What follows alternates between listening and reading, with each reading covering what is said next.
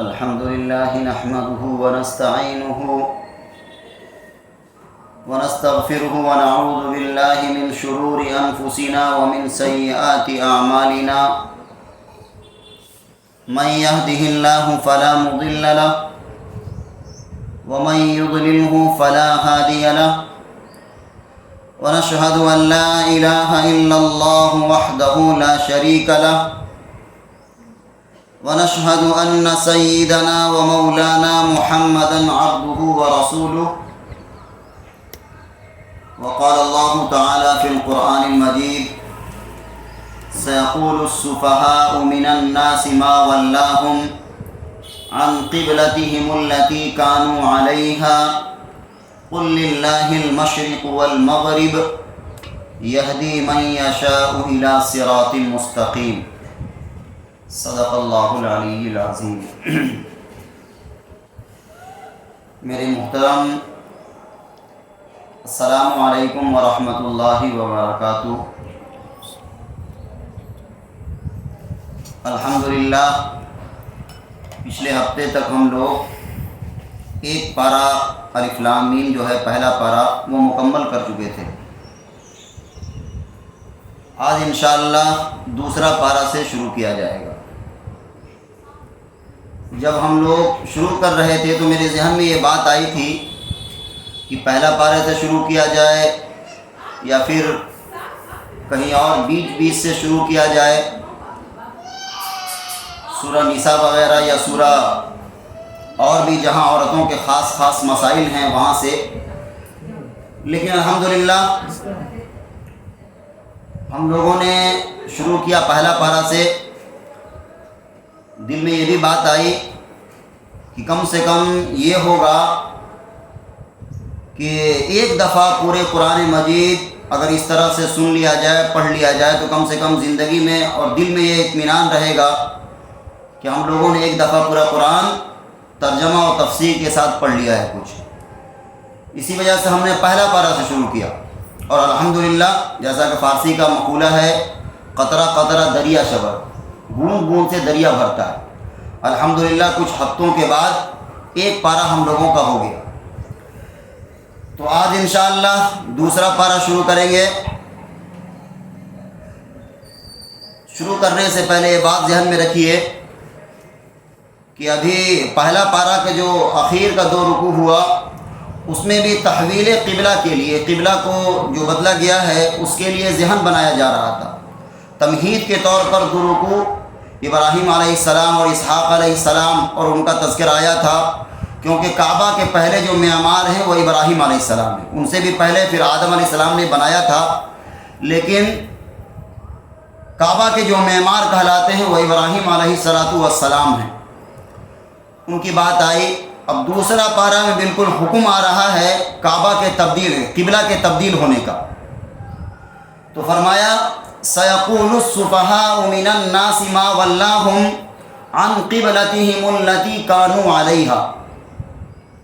اب کہیں گے بیوقوف لوگ کہ کس چیز نے پھیر دیا ہے مسلمانوں کو ان کے قبلہ سے جس پر وہ تھے۔ واقعہ یہ ہے کہ آپ صلی اللہ علیہ وسلم جب ہجرت کر کے مدینہ آئے ہیں تو تقریباً 16 یا 17 مہینہ آپ نے نماز جو پڑھی ہے کدھر رخ کر کے پڑھی ہے؟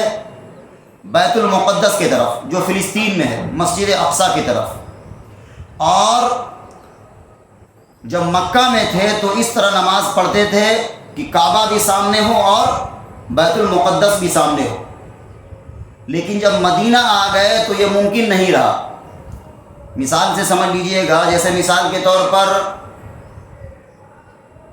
مکہ جو ہے، اگر یہاں سے مثال بتائیں ہم گھر کے اعتبار سے، جو خورشید بھائی کا گھر یہ سمجھ لیجئے، مان لیجئے کہ یہاں مکہ ہے، اور بیچ میں جو ADM صاحب کا جو گھر ہے وہ مدینہ سمجھ لیجئے، مان لیجئے وہ مدینہ ہے، اور اس کے بعد جو ہے وہ رفیع صاحب کا وہ ہے بیت المقدس۔ تو جب یہاں سے ہم اس طرف رخ کریں گے تو سامنے یہ بھی ہوگا اور سامنے وہ بھی ہوگا۔ یہ مثال سے سمجھا رہے ہیں کیونکہ مثال سے سمجھنے میں آسانی ہوتی ہے۔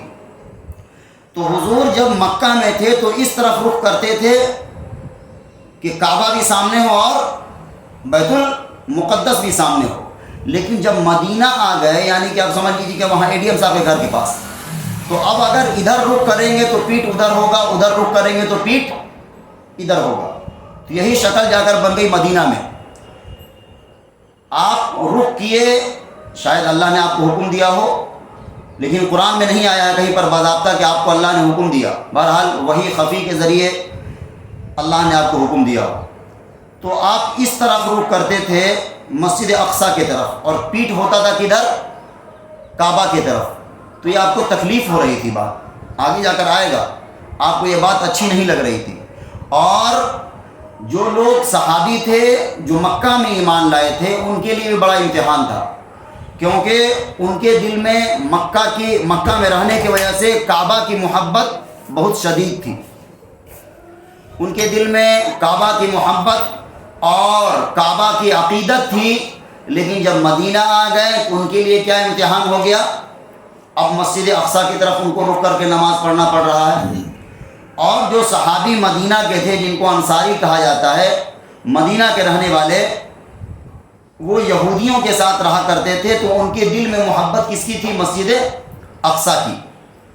تو جب 16-17 مہینے آپ نے نماز پڑھا مسجد اقصیٰ کی طرف، تو امتحان کس کے لیے ہو گیا؟ جو مکہ سے گئے تھے ان لوگوں کے لیے. اور پھر جب تبدیل قبلہ ہو گیا، بدلنے کا حکم ہو گیا، تو اب امتحان ہو گیا کن لوگوں کے لیے؟ جو مدینہ میں تھے، کیونکہ ان کے دل میں یہودی کے ساتھ رہا کرتے تھے، یہودیوں کا قبلہ مسجد اقصیٰ تھا، تو ان کے دل میں ان کی محبت تھی. تو امتحان دونوں لوگوں کا ہو گیا، اور الحمدللہ صحابہ اس میں کامیاب ہوئے. اور یہ بہت بڑی بات تھی. جب کسی چیز سے عقیدت ہو جاتی ہے، اس کو چھوڑنا بڑا مشکل ہے. اور اس میں دراصل اللہ کے رسول کی اطاعت بہت زبردست طریقے سے ہوئی. اللہ کے رسول نے حکم دیا کہ ادھر نماز پڑھو رک کر کے. سب مسلمان ادھر رک کر کے نماز پڑھنے لگے. جب اللہ کے رسول ادھر منہ کر کے نماز پڑھنے لگے تو ادھر رک کر لیا. تو دراصل قبلہ کا بدلنا کیا تھا؟ امتحان تھا. تو فرمایا سیقول السفہاء من الناس ما ولاہم عن قبلتہم التی کانوا علیہا. اب کہیں گے بیوقوف لوگ کہ کس چیز نے پھیر دیا ہے مسلمانوں کو ان کے قبلہ سے جس پر وہ تھے. قل للہ المشرق والمغرب، آپ کہہ دیجئے مشرق اور مغرب سب اللہ ہی کے لیے.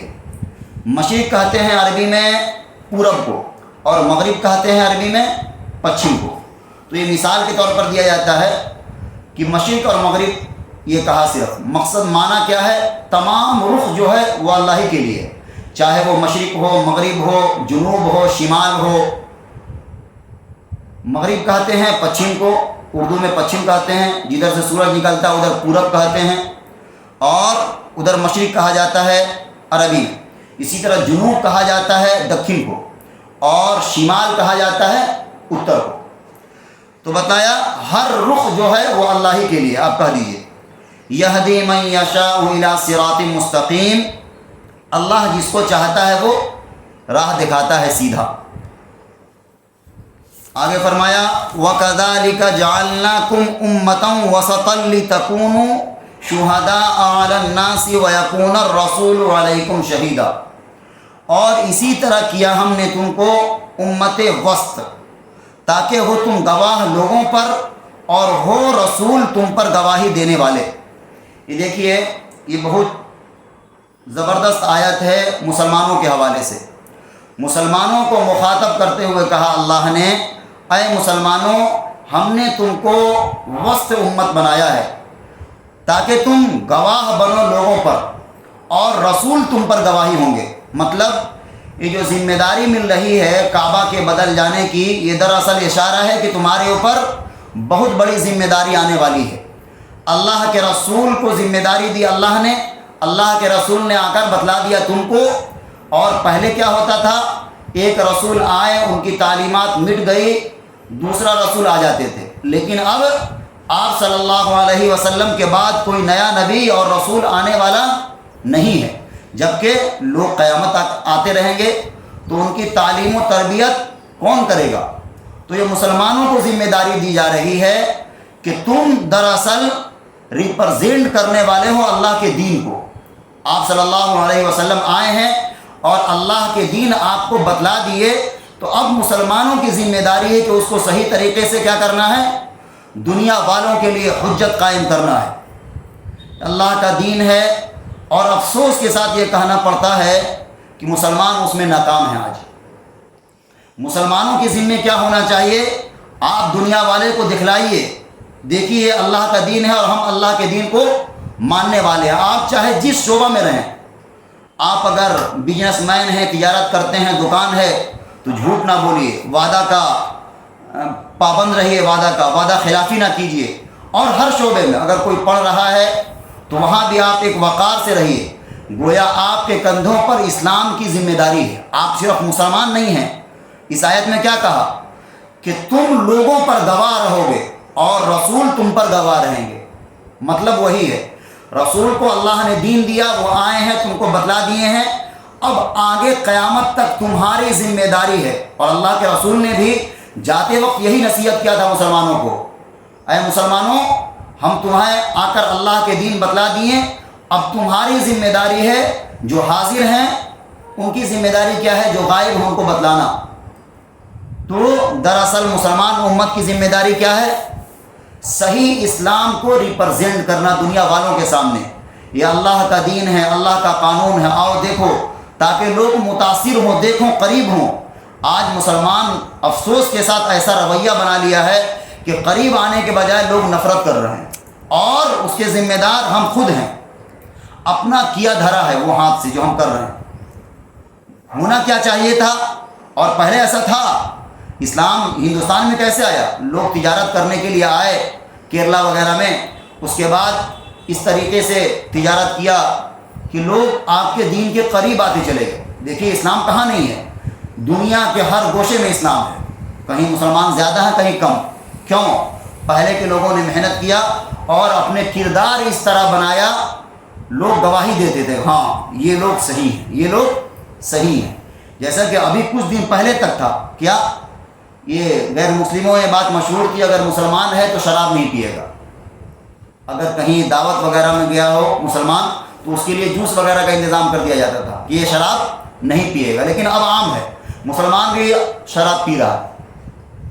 اسی طرح ایک ہونا چاہیے مسلمان کی ذمہ داری کہ جھوٹ نہیں بولے، دھوکہ نہیں دے، اور بھی جو کام ہے وعدہ کرے تو وعدہ خلافی نہیں کرے، وعدہ کرے تو وعدہ خلافی نہیں کرے، کیونکہ وہ صرف مسلمان نہیں ہے، دنیا والے آپ کو دیکھ رہے ہیں کہ یہ لوگ کہتے ہیں اپنے آپ کو کہ اللہ کی کتاب ان کے پاس ہے، اور دھوکہ یہ دیتے ہیں، جھوٹ یہ بولتے ہیں، وعدہ خلافی یہ کرتے ہیں۔ تو مسلمانوں کے اوپر بہت بڑی ذمہ داری ہے۔ اس آیت میں واضح طور پر کہا کہ اسی طرح کہ ہم نے تم کو معتدل امت بنایا ہے، تم لنک ہو بیچ میں، اللہ کے رسول نے تعلیمات لائی ہے اللہ سے، ان کے پاس پہنچی ہے، انہوں نے تم لوگوں کو پارسل کر دیا آگے، اب تمہاری ذمہ داری ہے آگے لوگوں کے اوپر بتلانا، ان کے اوپر کھول کھول کر بیان کر دینا۔ اور کیسے بیان کرو گے؟ صرف بیان کرنے سے نہیں، بلکہ تمہارا کردار اس طرح ہونے چاہیے کہ لوگ گواہی دیں کہ لوگ واقعی سچے ہیں، وعدہ کرتے ہیں تو وعدہ کو پورا کرتے ہیں، جھوٹ نہیں بولتے مسلمان۔ اور بھی جو ہے، تو بہرحال اس آیت میں مسلمانوں کے لیے بہت بڑی ذمہ داری ہے کہ صرف خوشیاں نہیں مناؤ کہ ہم نے کعبہ کو بدل کر ادھر کر دیا، بلکہ تمہاری بہت بڑی ذمہ داری ہم نے دی ہے تمہارے اوپر، اس کو سمجھو۔ آگے کہا وَمَا جَعَلْنَا الْقِبْلَةَ الَّتِي كُنْتَ عَلَيْهَا، بلکہ ایک واقعہ سنا دیں اس سے پہلے کہ مسلمان کو کیا ہونا چاہیے؟ وعدہ کا بالکل پابند ہونا چاہیے۔ ایک عجیب واقعہ بات میں یاد آ گئی، یہیں پر ہم کو کسی صاحب نے سنایا تھا کہ ایک مرواڑی تھا، اس نے کسی مسلمان کو قرض دیا، اور اس مسلمان نے وعدہ کیا کہ ہم دے دیں گے بعد میں، اس مرواڑی نے دے دیا۔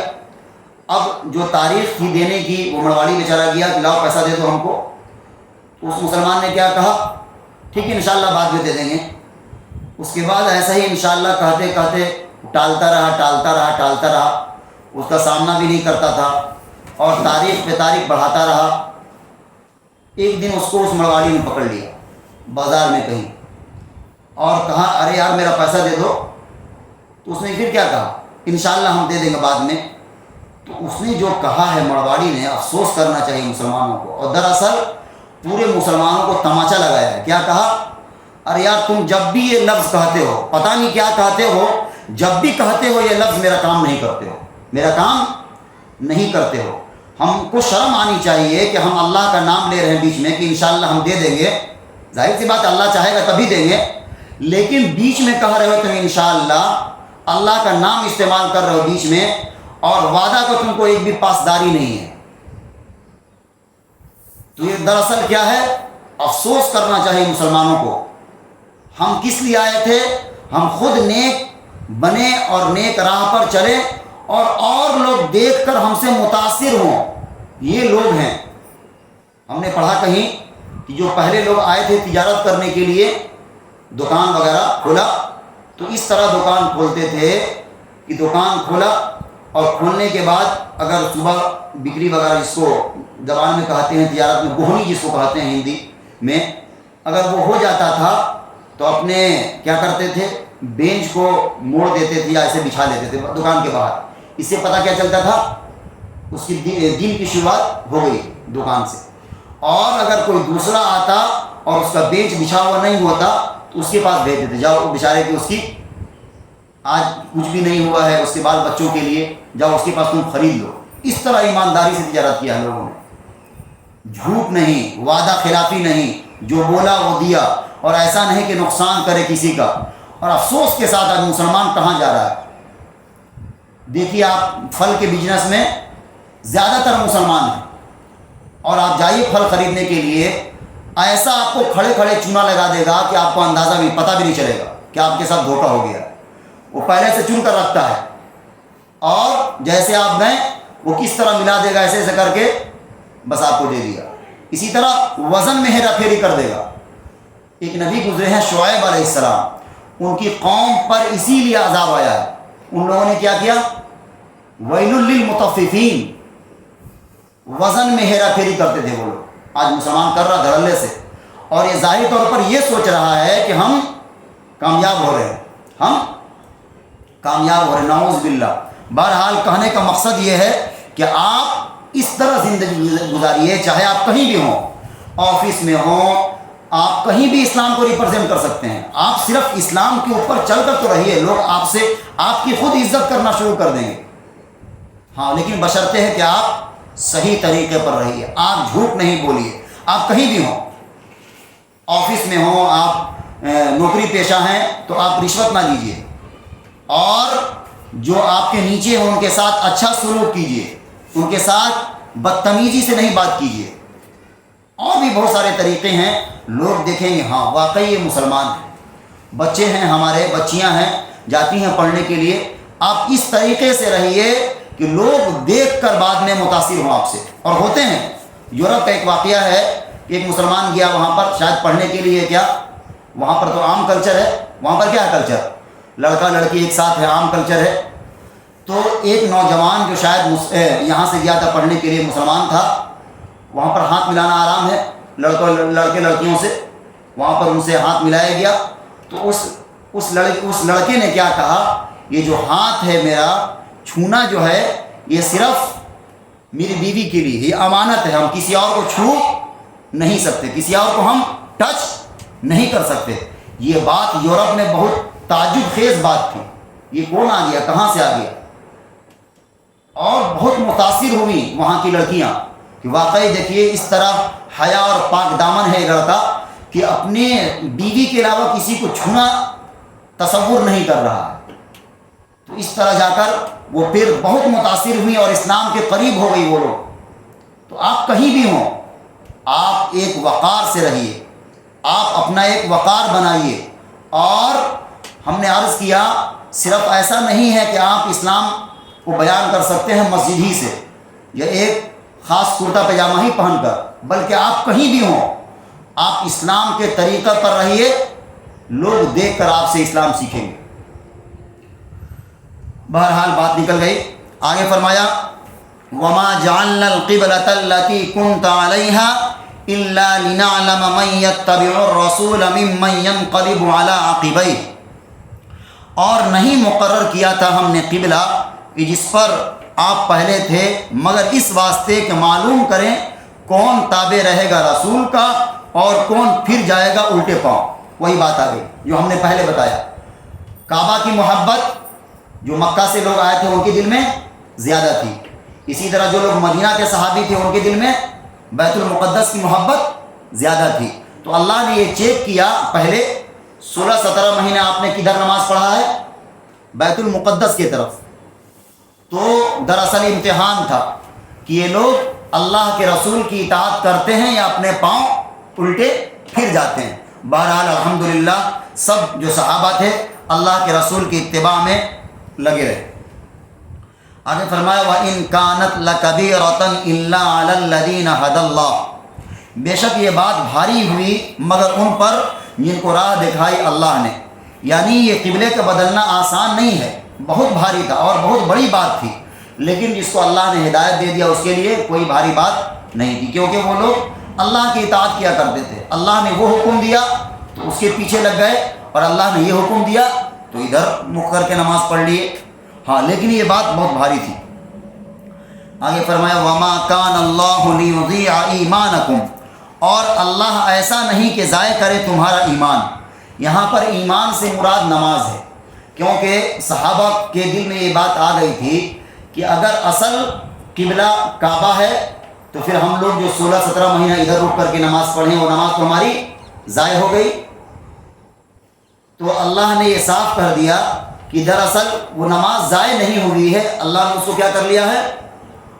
اللہ نے اس کو قبول کر لیا ہے، کیونکہ اس وقت اللہ کا وہ حکم تھا، پھر اللہ کا یہ حکم ہو گیا تو ضائع کہاں سے ہوئی؟ وہی کہا وَمَا كَانَ اللَّهُ لِيُضِيعَ إِيمَانَكُمْ. اور اللہ ایسا نہیں کہ ضائع کرے تمہارا ایمان. ایمان سے مراد نماز ہے. إِنَّ اللَّهَ بِالنَّاسِ لَرَءُوفٌ رَحِيمٌ. بے شک اللہ لوگوں پر بہت شفیق ہے، نہایت مہربان ہے. اللہ جو ہے کون ہے؟ نہایت لوگوں کے ساتھ مہربان ہے اور بہت رحم کرنے والا ہے. آگے کہا قَدْ نَرَى تَقَلُّبَ وَجْهِكَ فِي السَّمَاءِ. بے شک ہم دیکھتے ہیں بار بار اٹھنا تیرے منہ کا آسمان کی طرف. اس آیت میں آپ صلی اللہ علیہ وسلم سے اللہ نے بہت پیار کے ساتھ بہت پیارے انداز میں فرمایا. کیا فرمایا؟ اے نبی بار بار آپ کے چہرے کا آسمان کی طرف ہم اٹھنا دیکھ رہے ہیں. بات کیا تھی؟ اللہ کے رسول کو یہ بات بھاری لگ رہی تھی کہ ہم نماز میں رک کر رہے ہیں کدھر؟ مسجد اقصیٰ کی طرف، اور پیٹ ہو رہا ہے کعبہ کی طرف. پیٹ ہو رہا کس طرف؟ کعبہ کی طرف.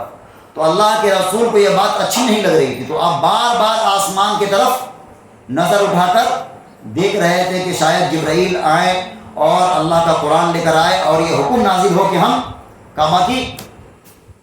کعبہ کو تبدیل کر دیے ہیں. تو اسی پیارے انداز میں کہا کہ اے نبی ہم آپ کے چہرے کا بار بار آسمان کی طرف اٹھنا دیکھ رہے ہیں. فَلَنُوَلِّيَنَّكَ قِبْلَةً تَرْضَاهَا. سو البتہ پھیر دیں گے ہم تجھ کو جس قبلہ کے طرف آپ راضی ہو جائیے. دیکھیے کتنے پیارے انداز میں کہا اے نبی تو جو قبلہ آپ کو پسند ہے ہم اس طرف آپ کا رخ کیا کر دیتے ہیں؟ پھیر دیتے ہیں، موڑ دیتے ہیں. بہت پیارے انداز میں اور بہت محبت کے انداز میں اللہ نے اپنے حبیب صلی اللہ علیہ وسلم کو کہا کہ نبی آپ کا چہرہ بار بار آسمان کی طرف اٹھنا ہم دیکھ رہے ہیں، تو ہم کیا کر دیتے ہیں؟ آپ کے رخ کو پھیر دیتے ہیں. کس طرف؟ جس طرف آپ راضی ہیں. آپ کے دل میں بھی یہ منشا تھی کہ کعبہ کون ہو جائے، قبلہ کون ہو جائے؟ کعبہ ہو جائے. کیونکہ اللہ کے رسول کو بھی کعبہ سے بڑی محبت تھی، بڑی محبت تھی. جب آپ مکہ سے نکل رہے تھے ہجرت کے وقت، اس وقت آپ روتے ہوئے نکلے ہیں اور کیا کہے ہیں کہ اے مکہ مجھے تم سے بہت محبت ہے، لیکن کیا کریں تیرے رہنے والے مجھے یہاں رہنے نہیں دیتے، لہذا روتے ہوئے نکلے ہیں. تو بڑی محبت تھی مکہ سے اور کعبہ سے، اس لیے آپ صلی اللہ علیہ وسلم بار بار آسمان کی طرف چہرہ اٹھا کر دیکھ رہے تھے. تو اسی کو کہا کہ ہم آپ کا رخ کر دیتے ہیں، پھیر دیتے ہیں جس طرف آپ راضی ہو جائیے. فَوَلِّ وَجْهَكَ شَطْرَ الْمَسْجِدِ الْحَرَامِ. دیکھیے اب حکم آ گیا. کون سا حکم؟ وہی نماز میں رخ کر لینے کا. کدھر؟ کعبہ کی طرف. اب پھیرو منہ اپنا مسجد حرام کی طرف اور جس جگہ تم ہوا کرو. اے مسلمانوں تم جہاں بھی رہو اب اپنا رخ کیا کرو؟ مسجد حرام کی طرف پھیر لو. یہ جب آیت نازل ہوئی تو آپ صلی اللہ علیہ وسلم مدینہ میں ایک قبیلہ ہے بنو سلیم، ادھر گئے ہوئے تھے. دراصل ان لوگوں نے آپ کی دعوت کی ہوئی تھی اور وہیں پر تھے آپ کہ نماز کا وقت ہو گیا، ظہر کی نماز کا وقت. تو ان لوگوں نے خواہش کی اللہ کے رسول آپ نماز پڑھ دیجیے یہاں تاکہ ہم لوگ برکت کے طور پر پھر یہیں پر نماز پڑھا کریں گے. تو اللہ کے رسول نماز پڑھنے لگے. کہاں؟ مدینہ کے ایک محلے میں. وہاں پر نماز پڑھ ہی رہے تھے ابھی ظہر کی. یہ حکم آ گیا کیا؟ اپنے رخ کو کہاں پھیر لیجئے؟ مسجد حرام کی طرف. تو وہاں پر ایک مسجد ہے مدینہ میں جس کو مسجد ذوالقبلتین کہتے ہیں، دو قبلے والی مسجد. وہ مسجد ابھی بھی ہے. جو لوگ جائیں گے مدینہ یا گئے ہوں گے وہ دیکھے ہوں گے. اور آپ نے ادھر رخ کر کے نماز شروع کیا، ظہر کی نماز. بیچ میں حکم آ گیا کیا؟ اپنا رخ کیا کر لیجئے؟ اپنا پھیر لیجئے. تو بیچ میں ہی اللہ کے رسول کیا ہو گئے؟ پھر گئے کعبہ کی طرف. اس لیے وہاں پر دو ممبر ہیں. ایک اس مسجد میں، اس مسجد کو کہتے ہیں مسجد ذوالقبلتین. ایک تو رخ ہے مسجد اقصی کی طرف اور ایک رخ ہے مسجد حرام کی طرف. تو بہرحال یہ حکم آگے آئے نماز میں تو اللہ کے رسول وہی نماز ہی میں پھر گئے. کیا کہا؟ فَوَلِّ وَجْهَكَ شَطْرَ الْمَسْجِدِ الْحَرَامِ. تو اب منہ پھیرو اے مسلمانوں، اب کہیں بھی رہو تم منہ پھیرو کہاں؟ مسجد حرام کی طرف. وَحَيْثُ مَا كُنْتُمْ فَوَلُّوا وُجُوهَكُمْ شَطْرَهُ. اور پھیرو منہ اسی کی طرف. یعنی یہ بار بار آئے گا، ابھی دو دفعہ اور آئے گا. وَإِنَّ الَّذِينَ أُوتُوا الْكِتَابَ لَيَعْلَمُونَ أَنَّهُ الْحَقُّ مِنْ رَبِّهِمْ. البتہ جن کو کتاب ملی ہے وہ جانتے ہیں ٹھیک ٹھیک ان کے رب کی طرف سے. یہاں پر اشارہ ہے یہودیوں کی طرف. انہی کو کتاب ملی تھی اور عیسائیوں کو بھی. تو وہ جانتے تھے کہ اصل قبلہ کون ہے؟ کعبہ ہی ہے، کیونکہ ابراہیم علیہ السلام کعبہ کے بنانے والے ہیں. اور ابراہیم علیہ السلام کا قبلہ کون تھا؟ کعبہ ہی تھا. یہ لوگ جو بس یروشلم جو ہے فلسطین میں، جو لوگ یہ لوگ کہتے ہیں مسجد اقصی کو یا ہیکل سلیمانی کو کعبہ مانتے ہیں یہودی لوگ، تو یہ تو ابراہیم علیہ السلام سے تقریباً 1000 سال بعد بنایا ہے سلیمان علیہ السلام نے. تو ابراہیم علیہ السلام اور 1000 سال تک لوگ کدھر رک کر کے نماز پڑھتے ہیں، یا ان کا قبلہ کیا تھا؟ تو قبلہ کون تھا؟ کعبہ ہی. اسی کو کہا یہ اہل کتاب جن کو ہم نے کتاب دی ہے وہ جانتے ہیں ٹھیک ٹھیک. وَمَا اللَّهُ بِغَافِلٍ عَمَّا يَعْمَلُونَ. اور اللہ بے خبر نہیں ہے جو وہ کرتے ہیں، یعنی اللہ ہر بات سے باخبر ہے. آگے فرمایا وَلَئِنْ أَتَيْتَ الَّذِينَ أُوتُوا الْكِتَابَ بِكُلِّ آيَةٍ مَا تَبِعُوا قِبْلَتَكَ. اور اگر اے نبی آپ لائیے اہل کتاب کے پاس یعنی یہودیوں اور عیسائیوں کے پاس بہت ساری نشانیاں اور بہت سارے دلیل، تب بھی یہ لوگ آپ کے قبلہ کو نہیں مانیں گے. وَمَا أَنْتَ بِتَابِعٍ قِبْلَتَهُمْ. اور اب نہ آپ ماننے والے ہیں ان کے قبلہ کو. دیکھیے کتنا سخت حکم آ گیا. کیا کہا؟ اے نبی اگر آپ ان کے پاس بہت ساری نشانیاں اور بہت دلیل لائے تب بھی یہ لوگ مکہ کو اور کعبہ کو، مسجد حرام کو یہ لوگ قبلہ ماننے والے نہیں ہیں. اور آگے کیا کہا؟ وَمَا أَنْتَ بِتَابِعٍ قِبْلَتَهُمْ. اور اب آپ نہ اتباع کرنے والے ہیں ان کی قبلہ کی، یعنی کہ اب آپ بھی ان کے قبلہ کو ماننے والے، اتباع کرنے والے نہیں ہیں. وَمَا بَعْضُهُمْ بِتَابِعٍ قِبْلَةَ بَعْضٍ. اور ان میں ایک مانتا ہے دوسرے کا قبلہ. وَلَئِنِ اتَّبَعْتَ أَهْوَاءَهُمْ مِنْ بَعْدِ مَا جَاءَكَ مِنَ الْعِلْمِ. اور اگر آپ چلیں ان کے خواہشوں پر بعد اس علم کے جو آپ کے پاس پہنچ چکا، إِنَّكَ إِذًا لَمِنَ الظَّالِمِينَ. تو بے شک آپ بے انصاف والوں میں سے ہو جائیے گا. دیکھیے ذرا سا سخت لفظ استعمال کیا ہے. کیا کہا؟ اے نبی اگر ان کے پاس بہت ساری دلیل لے کر آئے جائیں آپ بھی، تب بھی یہ لوگ آپ کے قبلہ کو ماننے والے نہیں ہیں. اور اگلا حکم کیا کہا؟ آپ بھی ان کے قبلہ کی اتباع اب آپ نہیں کیجیے گا. اس کے بعد کہ آپ کے پاس علم آ گیا، اگر آپ اس کے قبلہ کا اتباع کریں گا، ان لوگوں کے قبلہ کی اتباع کریں گا علم آنے کے باوجود تو آپ کیا ہو جائیے گا؟ بے انصاف لوگوں میں سے، نعوذ باللہ۔ آگے فرمایا الذین آتیناہم الکتاب یعرفونہ کما یعرفون ابناءہم، جن کو ہم نے کتاب دی پہچانتے ہیں اس کو جیسے پہچانتے ہیں اپنے بیٹوں کو۔ ہم یہ بات بتا چکے ہیں پہلے، یہودی لوگ اور عیسائی لوگ، زیادہ تر مراد یہودی ہے، کہ وہ لوگ آپ کو ایسے پہچانتے تھے جیسے اپنے بیٹے کو پہچانتے ہیں۔ کوئی آدمی اپنے بیٹے کو بھی نہیں پہچانتا ہوگا، تو اس طرح پہچانتے تھے کہ آخری رسول ہیں، آخری نبی ہیں، لیکن پھر بھی ایمان نہیں لائے۔ تو اللہ نے کیا کہا؟ اے نبی، یہ لوگ آپ کو ایسے پہچانتے ہیں جیسے اپنے بیٹوں کو پہچانتے ہیں۔ وَإِنَّ فَرِيقًا مِّنْهُمْ لَيَكْتُمُونَ الْحَقَّ وَهُمْ يَعْلَمُونَ، اور بے شک ایک فرقہ ان میں سے چھپاتے ہیں حق کو جان کر۔ ان کی ایک اور بری عادت تھی، جان لیتے تھے یہ بات حق ہے اور یہ بات سچی ہے، پھر بھی کیا کرتے تھے؟ چھپا دیتے تھے۔ تو علم کا آ جانا اور علم کا جاننا اور اس کو چھپا لینا بہت بڑا کیا ہے؟ گناہ ہے۔ وہ لوگ جانتے تھے کہ آپ آخری نبی ہیں، قرآن آخری کتاب ہے، لیکن پھر بھی جان بوجھ کر چھپا لیا اس چیز کو۔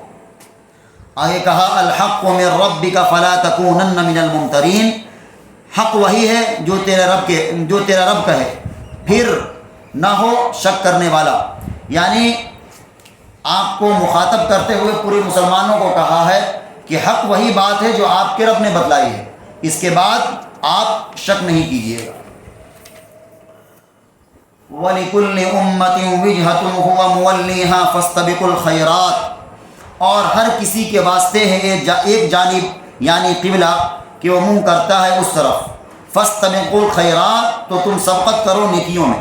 یہاں پر کہا اے مسلمانوں، سب کے لیے ایک قبلہ ہے، اللہ نے بنا دیا ہے، اس کی طرف سب رخ کرتے ہیں، لیکن تم کیا کرو؟ آپس میں نیکیوں میں مسابقت کرو۔ نیکیوں میں مسابقت مطلب نیکیوں میں ایک دوسرے سے آگے بڑھنے کی کوشش کرو۔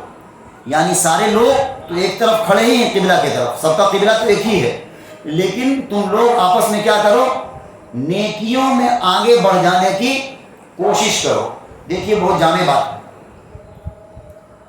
کیا ہونا چاہیے؟ دنیاوی اعتبار سے کہا آپ اپنے کس کو دیکھیے؟ نیچے والے کو دیکھیے کہ وہ کس طرح ہے بیچارہ، اس کے پاس یہ چیزیں ہیں، ہمارے پاس تو الحمدللہ یہ ہے۔ بہت سے لوگ ایسے ہیں جن کو 2 وقت کی روٹی بھی نصیب نہیں ہے۔ تو دنیاوی اعتبار سے کس کو دیکھنا ہے؟ اپنے نیچے سے لوگوں کو، تاکہ شکر کرنے کی توفیق ہوگی۔ اور دین کے اعتبار سے اپنے سے اوپر لوگوں کو دیکھو کہ وہ لوگ نیکی میں کس طرح آگے بڑھے ہوئے ہیں اور کس طرح نیک کام کر رہے ہیں۔ اس طرح کیا ہوگا فائدہ؟ نیکی میں آگے بڑھنے کی کیا ہوگی؟ ایک بے چینی ہوگی کہ ہم بھی نیک عمل کریں، ہم بھی آگے بڑھ جائیں۔ تو یہ اچھی چیز ہے۔ دنیا میں مسابقت کرنا کیا ہے؟ مقابلہ بازی کرنا، یہ بہت بڑا گناہ ہے۔ گناہ کیا؟ آگے اس سے بہت سارے گناہ کے دروازے کھل جاتے ہیں۔ بہت اہم بات ہے، اس لیے ہم رک کر بتا رہے ہیں۔ مثال کے طور پر اگر کسی کے پاس 2 گاڑی ہے، اب دوسرا آدمی دیکھ رہا ہے اس کے پاس 2 گاڑی ہو گئی، اب وہ کیا کرے گا؟ مقابلہ کرنے کے چکر میں نہ حرام دیکھے گا نہ حلال دیکھے گا، ادھر سے ادھر سے ہاتھ مارے گا، ادھر سے کرے گا، وہ چاہے گا کہ میرے پاس 3 ہو جائے۔ تو یہ مقابلہ بازی یہ بہت خراب چیز ہے دنیاوی اعتبار سے۔ ہاں آپ محنت کیجئے، کمائیے، یہ نہیں کہا گیا کہ آپ ہاتھ پر ہاتھ دھر کر بیٹھ جائیے، بلکہ آپ حق حلال کے ساتھ جتنا محنت کر سکتے ہیں کیجئے، لیکن کسی سے مقابلہ نہیں کیجئے۔ مثال کے طور پر اس کی 4 منزل ہے، اب یہ مقابلہ نہیں کر رہا کہ ہم 5 بنا لیں۔ مقابلہ بازی کیا ہے؟ فائدہ نہیں دیتی ہے، نقصان ہی نقصان ہے دنیاوی مقابلہ بازی۔ کیونکہ اگر آپ کے پاس 4 منزل ہے، آپ لگ گئے کسی کو دیکھ کر کہ ہم 5 منزل کر لیں، تو جو 4 ہے اس کا بھی مزہ آپ نہیں لے پائیے گا، تکلیف میں رہے گا، وہ آدمی پورتا رہے گا، اس کے پاس ایسا اتنا کیسے آ گیا، ہم آگے بڑھ جائیں، ہم 5 کر لیں، ہم یہ گاڑی خرید لیں، ہم یہ کر لیں، وہ کر لیں۔ یہ دنیاوی مقابلہ بازی کیا ہے؟ بہت سارے گناہ کا کیا ہے؟ دروازہ کھول دیتا ہے۔ ہاں نیکیوں میں مسابقت کرنے کے لیے کہا گیا ہے، آپ نیکی کیجئے۔ اگر کوئی نماز پڑھ رہا ہے تو آپ بھی اس کے اچھے طریقے سے نماز پڑھیے۔ کوئی اگر صدقہ خیرات کر رہا ہے، اللہ کے راستے میں مال خرچ کر رہا ہے، تو آپ اس سے بڑھ کر خرچ کیجئے، یہ کہا گیا ہے۔ تو کیا حکم دیا؟ فاستبقوا الخیرات، تم لوگ نیکیوں میں کیا کرو؟ مسابقت کرو، ایک دوسرے سے آگے بڑھنے کی کوشش کرو۔ اینما تکونوا یأتی بکم اللہ جمیعا، جہاں کہیں تم ہوگے کر لائے گا تم کو اکٹھا۔ ان اللہ علی کل شیء قدیر، بے شک اللہ ہر چیز پر قادر ہے۔ ومن حیث خرجت فول وجہک شطر المسجد الحرام، پھر دوبارہ حکم آ گیا، اور جس جگہ سے آپ نکلیے اپنا رخ کیجئے نماز میں مسجد حرام کی طرف، اور انہ للحق من ربک، بے شک یہی حق ہے آپ کے رب کی طرف سے۔ وما اللہ بغافل عما تعملون، اور اللہ بے خبر نہیں ہے تمہارے کاموں سے۔ ومن حیث خرجت فول وجہک شطر المسجد الحرام، اور جہاں سے تو نکلے منہ کر کے، مراد وہی ہے، آپ کہیں بھی ہوں نماز میں اپنا رخ کیجئے کدھر؟ مسجد حرام کی طرف۔ یہ کلیہ حکم آ گیا، مسلمان کہیں بھی ہوں، ہندوستان میں ہو، پاکستان میں ہو، افغانستان میں ہو، یورپ میں ہو، افریقہ میں ہو، کہیں بھی ہو، رخ کدھر کرنا ہے نماز میں؟ مسجد حرام کی طرف۔ دیکھیے ہم لوگ ادھر رخ کرتے ہیں جدھر سورج ڈوبتا ہے، پچھم کی طرف، کیونکہ ہمارے ملک سے مکہ جو ہے کدھر ہے؟ پچھم ہے، اور یہی یورپ وغیرہ سے کہاں ہے؟ ادھر پڑے گا جدھر سے سورج نکلتا ہے، کیونکہ بیچ میں ہے کعبہ، یورپ آگے ہے، تو وہ لوگ رخ کریں گے اس طرف۔ تو مقصد کیا ہے؟ رخ کرنا ہے مسجد حرام کی طرف۔ اور جو لوگ مسجد حرام میں نماز پڑھتے ہیں وہ گول ایسے سب بناتے ہیں تاکہ سب لوگوں کا رخ ہو جائے کدھر؟ ہم لوگ چوڑا بناتے ہیں سب۔ تو یہ کلیہ حکم آ گیا، مسلمان کہیں بھی رہیں گے اپنا رخ کریں گے مسجد حرام کی طرف۔ لِأَلَّا يَكُونَ لِلنَّاسِ عَلَيْكُمْ حُجَّةٌ، نہ رہے لوگوں کو تم سے جھگڑنے کا موقع، إِلَّا الَّذِينَ ظَلَمُوا، مگر جو لوگ ان میں بے انصاف ہیں، فَلَا تَخْشَوْهُمْ وَاخْشَوْنِ، آگے کیا کہا؟ وہ لوگ ان کو جھگڑنے کا موقع نہیں ملے گا، تم رخ کرو کعبہ کی طرف۔ ہاں جو لوگ بے انصاف ہیں تو ان کی بات ہٹائیے، وہ لوگ تو طرح طرح کی باتیں کرتے ہی رہتے ہیں۔ آگے فرمایا فَلَا تَخْشَوْهُمْ وَاخْشَوْنِ، سو ڈرو مجھ سے، فَلَا تَخْشَوْهُمْ وَاخْشَوْنِ، سو ان سے نہ ڈرو مجھ سے۔ اللہ نے کیا حکم دیا؟ ان کی باتوں کا پرواہ مت کرو، ان سے ڈرو نہیں، بلکہ کس سے ڈرو؟ مجھ سے، اللہ سے ڈرو۔ وَلِأُتِمَّ نِعْمَتِي عَلَيْكُمْ وَلَعَلَّكُمْ تَهْتَدُونَ، اور اس واسطے کے کہ میں کامل کروں اپنی نعمت تم پر، اور تاکہ تم ہدایت یافتہ ہو جاؤ۔ کیا کہا؟ مجھ سے ڈرو، ان لوگوں سے نہیں، دنیا والوں سے نہیں ڈرو، تاکہ اللہ اپنی نعمت تمہارے اوپر کیا کرے؟ پوری کر دے، تاکہ تم ہدایت یافتہ بن جاؤ۔ آگے کہا کما ارسلنا فیکم رسولا منکم یتلو علیکم آیاتنا ویزکیکم ویعلمکم الکتاب والحکمہ ویعلمکم ما لم تکونوا تعلمون۔ دراصل ابراہیم علیہ السلام کی دعا پہلے گزر چکی ہے پہلا پارہ میں، اسی طرح کا مضمون ہے۔ اللہ نے کیا کہا؟ جیسا کہ ہم نے بھیج دیا ہے رسول تم میں سے ہی، تاکہ پڑھتا رہے تمہارے آگے آیتیں ہماری اور پاک کرے تم کو، وَيُعَلِّمُهُمُ الْكِتَابَ، اور سکھلائے تم کو کتاب، والحکمہ، اور حکمت کی باتیں، وَيُعَلِّمُكُم مَّا لَمْ تَكُونُوا تَعْلَمُونَ، اور سکھاتا ہے تم کو تم جو نہ جانتے تھے۔ اللہ کے رسول کے بارے میں کیا کہا؟ کہ ہم نے رسول بھیج دیا ہے تمہیں میں سے۔ وہ رسول کیا کرتے ہیں؟ اللہ کی آیات تمہارے سامنے تلاوت کرتے ہیں، اور تم کو پاک کرتے ہیں، تزکیہ کرتے ہیں، اور تمہیں علم و حکمت کی باتیں سکھلاتے ہیں، وہ علم سکھلاتے ہیں جو تم ان سے پہلے نہیں جانتے تھے۔ فَاذْكُرُونِي أَذْكُرُكُمْ وَاشْكُرُوا لِي وَلَا تَكْفُرُونَ، سو تم یاد رکھو مجھ کو، میں یاد رکھوں گا تم کو۔ دیکھیے بہت بڑی بات ہے، اللہ نے کیا کہا؟ فَاذْكُرُونِي أَذْكُرُكُمْ، تم یاد کرو مجھ کو، میں یاد کروں گا تجھ کو۔ کتنا بڑا وعدہ ہے اللہ کی طرف سے۔ اگر جو لوگ دنیا میں اللہ کو بھلائے ہوئے ہیں اور اپنی منمانی زندگی گزار رہے ہیں، ان کو سوچنا چاہیے اللہ نے کیا کہا؟ تم مجھے یاد کرو تو میں تمہیں یاد کروں گا۔ حدیث میں آتا ہے کہ اگر اللہ رب العزت ارشاد فرماتے ہیں کہ اگر کوئی بندہ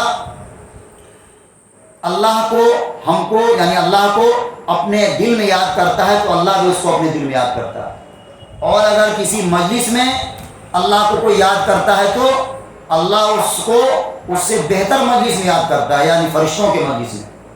تو اللہ کا ذکر کرنا چاہیے، اللہ کو یاد کرنا چاہیے، اپنی منمانی زندگی نہیں گزارے بلکہ اللہ کے مطابق زندگی گزارنی چاہیے۔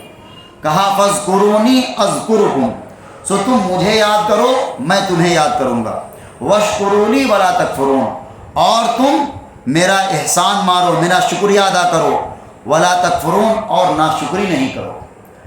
شکر کرنا چاہیے اللہ کا اٹھتے بیٹھتے ہر جگہ۔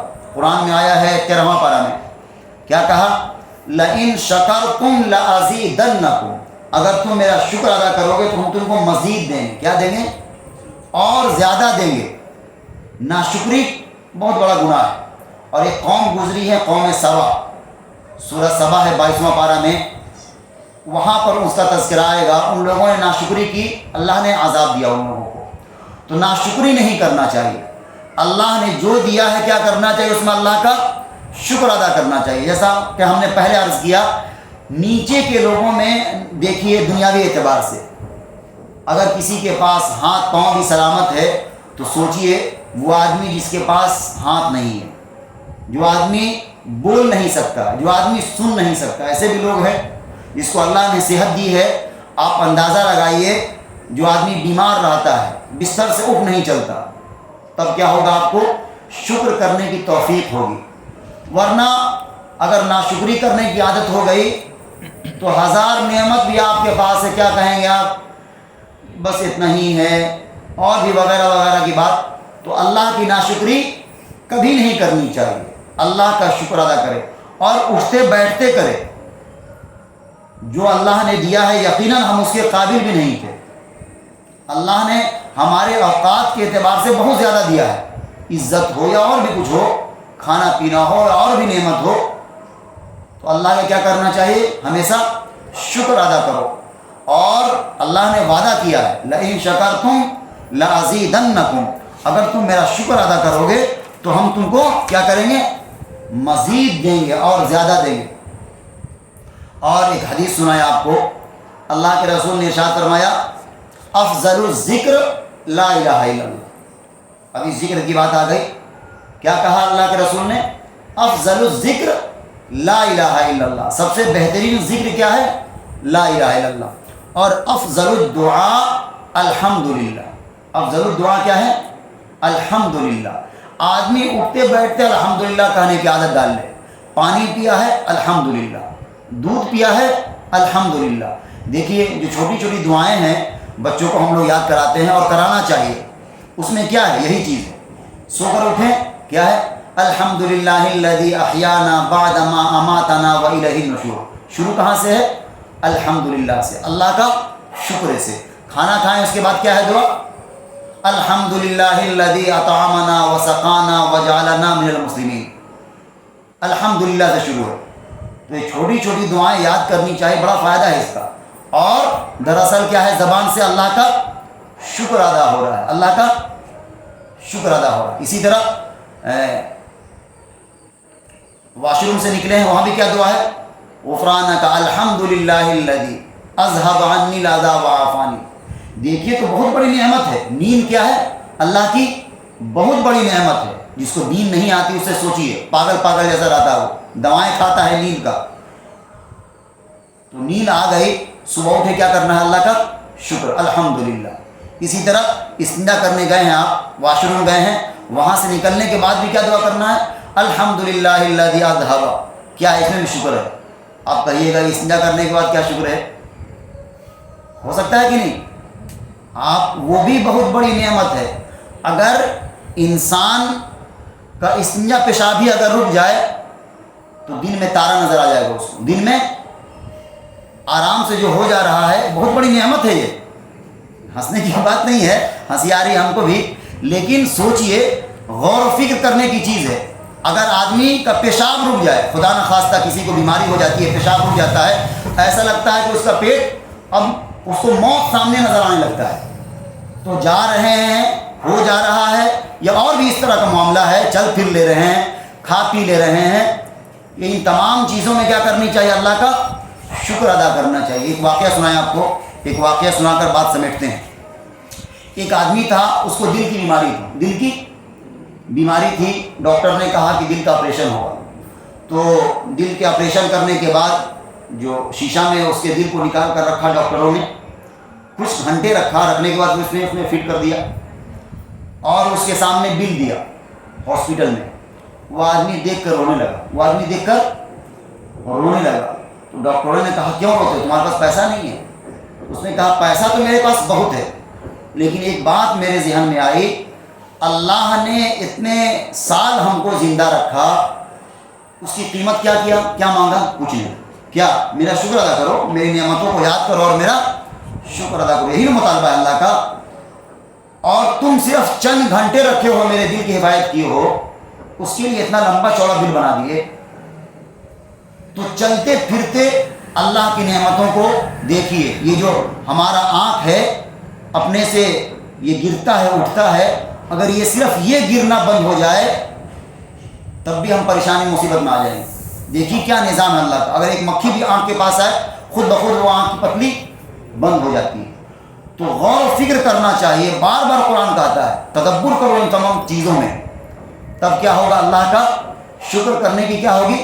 توفیق ہوگی. تو بہرحال آج یہیں تک پڑھتے ہیں، اگلا رکوع انشاءاللہ اگلے ہفتہ شروع کریں گے.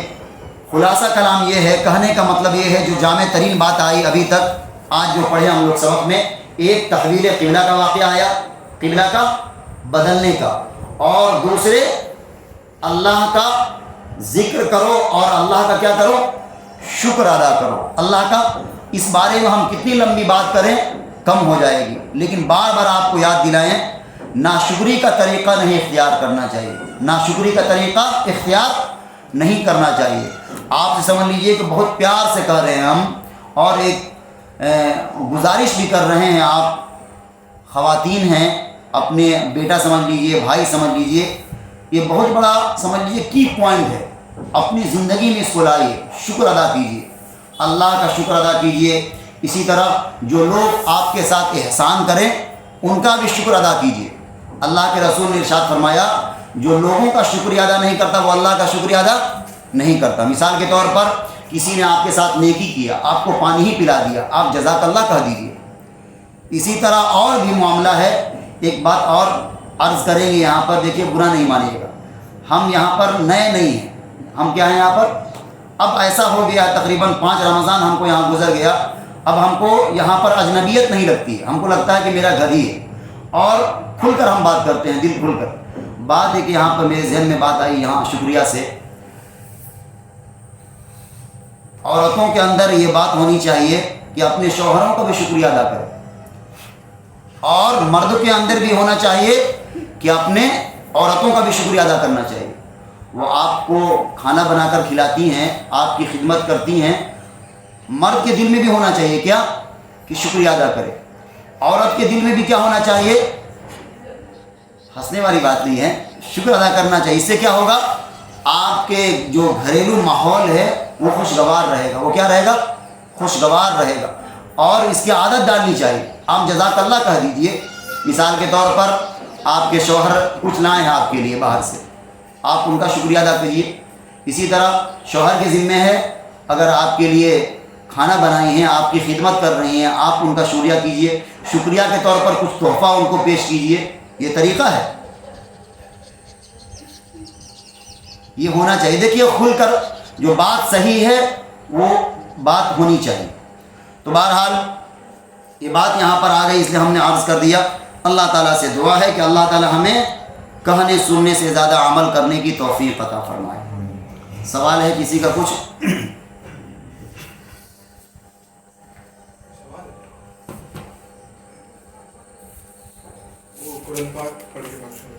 وہ بخشنے والا جی، ایثار ثواب کے متعلق بات ہے نا. جی دیکھیے ایثار ثواب میں بہت سارے لوگوں کو کنفیوژن ہے، اور بہت سارے لوگ پوچھتے ہیں کہ کس طرح ہم ایثار ثواب کر سکتے ہیں.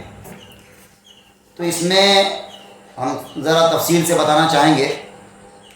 عبادت کے 3 طریقے ہیں. عبادت کے 3 طریقے ہیں. ایک عبادت بدنی ہے جس کو ہم لوگ بدن کے ذریعے ادا کرتے ہیں. نماز ہے، اسی طرح اور بھی جو جس کا عمل دخل ہے بدن کو، وہ کون کہلاتا ہے؟ عبادت بدنیہ۔ ایک عبادت ہے مالی عبادت، کسی کو اللہ کے راہ میں پیسہ خرچ کر دیا، یہ کیا ہے؟ مالی عبادت۔ ایک ہے قولی عبادت، زبان کے ذریعے قرآن پڑھا، زبان کے ذریعے اچھی بات کہہ دی، یہ کیا ہے؟ زبان کے ذریعے ذکر کر دیا، یہ کیا ہے؟ قولی عبادت۔ تو ایصال ثواب کے متعلق جو عبادت مالیہ ہے، مال کے ذریعے جو عبادت کی جائے، اس میں کسی کا کوئی اختلاف نہیں ہے۔ اس کے بارے میں ہے کہ وہ مردے کو ضرور پہنچتا ہے۔ مثال کے طور پر عبادت مالیہ کیا ہوا؟ کسی کی والدہ انتقال کر گئیں، ان کے نام سے ہاسپٹل بنوا دیا، نل لگوا دیا باہر، یا اور بھی کوئی کام خیر کر دیا جس سے لوگ فائدہ اٹھائیں، اس میں کسی کا کوئی اختلاف نہیں ہے، کوئی بھی فرقہ اس میں کسی کا اختلاف نہیں، سب لوگ کہتے ہیں کہ ان کو پہنچتا ہے۔ کیونکہ ایک حدیث ہے، ایک صحابی ہیں، وہ آ کر اللہ کے رسول سے سوال کرتے ہیں، اللہ کے رسول ہماری والدہ کا انتقال ہو گیا ہے، ہم کیا کریں؟ تو اللہ کے رسول نے ان کو کیا کہا؟ تم کنواں کھدوا دو۔ تم کیا کرو؟ کنواں کھدوا دو۔ جب تک وہ کنواں رہے گا لوگ اس سے فائدہ اٹھاتے رہیں گے، تمہاری والدہ کو ثواب پہنچتا رہے گا۔ اسی لیے علماء نے کہا ہے یہ کس کے ذریعے ہوا؟ مال کے ذریعے۔ مالی عبادت بالکل کسی کا اس میں اختلاف ہی نہیں ہے، وہ پہنچتا ہی ہے مردہ کو۔ ایک بات نمبر ایک یہ ہو گیا۔ نمبر دو، قولی عبادت۔ ہاں، قولی عبادت بھی پہنچتا ہے، ہاں، لیکن بعض لوگ اس میں اختلاف کرتے ہیں۔ مثال کے طور پر جو اہل حدیث حضرات ہیں وہ کہتے ہیں کہ نہیں پہنچتا، کیونکہ حدیث وغیرہ میں اس کا تذکرہ نہیں ملتا ہے۔ ظاہر سی بات ہے اس وقت قرآن خوانی وغیرہ کا تذکرہ نہیں ہے صحابہ کے دور میں، ہاں، لیکن یہ آپ عبادت کر رہے ہیں، کوئی اچھا کام کر رہے ہیں، اس کے بعد دعا کی جاتی ہے تو دعا قبول ہوتی ہے۔ تو آپ قرآن پڑھے ہیں، اس کے بعد اپنے مردوں کے لیے دعا کر دی، تو امید ہے کہ ان کو پہنچے، ان کا ثواب پہنچے، یہی نہ ہے۔ تو گزارش یہ ہے کہ زیادہ اس کو پروگرام کے طریقے سے نہیں بنانا چاہیے۔ مسلمانوں کے اندر یہ آ رہی ہے کمی، ایصال ثواب پر کیا کرتے ہیں؟ باضابطہ بڑی بڑی مجلس لگاتے ہیں، اور جن کو پڑھنا ہے گھر والے کو وہ لوگ پڑھتے نہیں ہیں، کھانے پینے کا انتظام میں لگے رہتے ہیں، یہ ٹھیک نہیں ہے زیادہ۔ ہاں، قرآن پڑھ لیجئے، آپ پہنچا دیجئے، روز خلوص کے ساتھ تھوڑا ہی پڑھ لیجئے، پہنچا دیجئے، ایصال ثواب کر دیجئے۔ ہاں، تو اس کا طریقہ یہ ہے فاتحہ کا کہ اول 3 دفعہ درود شریف پڑھ لیجئے۔ درود شریف جو درود نماز میں پڑھی جاتی ہے، درود ابراہیمی۔ اس کے بعد چاروں قل پڑھ لیجئے، قل یا الکافرون سے لے کر قل اعوذ برب الناس تک۔ اس کے بعد سورہ فاتحہ پڑھ لیجئے، کچھ اور اگر یاد ہے سورہ بقرہ وغیرہ کچھ پڑھ لیجئے۔ اس کے بعد آخر میں پھر 3 دفعہ درود شریف پڑھ لیجئے، اس کے بعد ایصال ثواب پہنچا دیجئے۔ یہ طریقہ ہے، یہ طریقہ ہے۔ لیکن نمبر 1 طریقہ کون ہے؟ مالی عبادت کر دیا، کیونکہ اللہ کے رسول نے حدیث میں اس کا ذکر کیا ہے، اس لیے ہاں، خلوص کے ساتھ آپ قرآن پڑھیے، اور اس طرح پڑھ کر آپ ان کو ایصال ثواب پہنچا سکتے ہیں۔ ہم نے طریقہ یہ بتلا دیا، ٹھیک ہے۔ السلام علیکم ورحمۃ اللہ۔